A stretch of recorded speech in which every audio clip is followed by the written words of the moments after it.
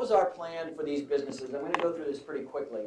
But in the music business, we had 3 different consulting firms. We were privy to 3 different consulting firms work in this area. LEK, Bain Consulting, and Boston Consulting Group. And all got there in different ways, but they were basically forecasting that the music business was going to be down over the next 2 to 3 years. Then as the anti-piracy thing started to really take hold and alternative means of distribution took place in the music business, that it would start to come up, that it would start to, the revenue line would start to grow.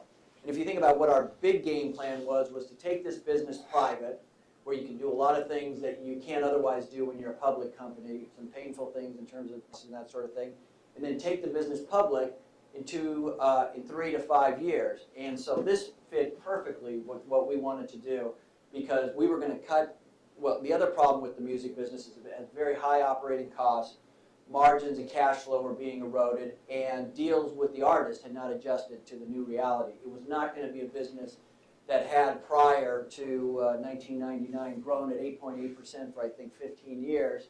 It was down 10% and down 8%, it was down 10%, largely due to piracy. And in that kind of a world, you can't keep the same deals in place and you can't keep your same operating expenses in place.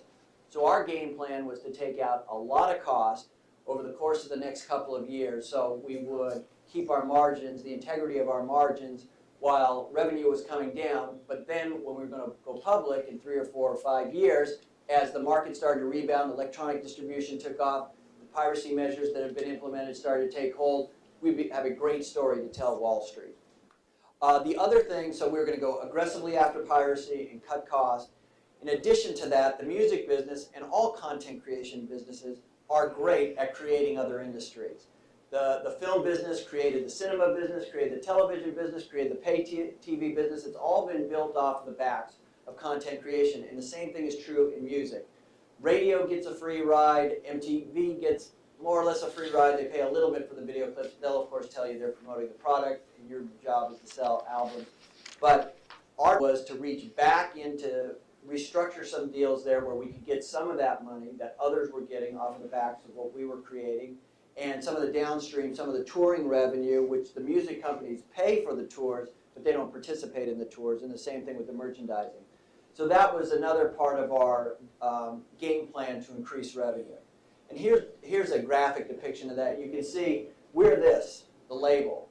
Here's radio stations that play music, and this is their, capture a lot of revenue. Retailers are capturing a lot of revenue, although they have some of their own issues. The artists, they have to be paid because without them, this doesn't exist. But downstream, you've got promoters making money off of the music, and same thing with merchandising, which they really don't, there's some participation, but not a lot of participation. So our plan was to go, and MTV isn't even on here, but to go backwards and start getting money from these people who are basically living off our product for more or less nothing.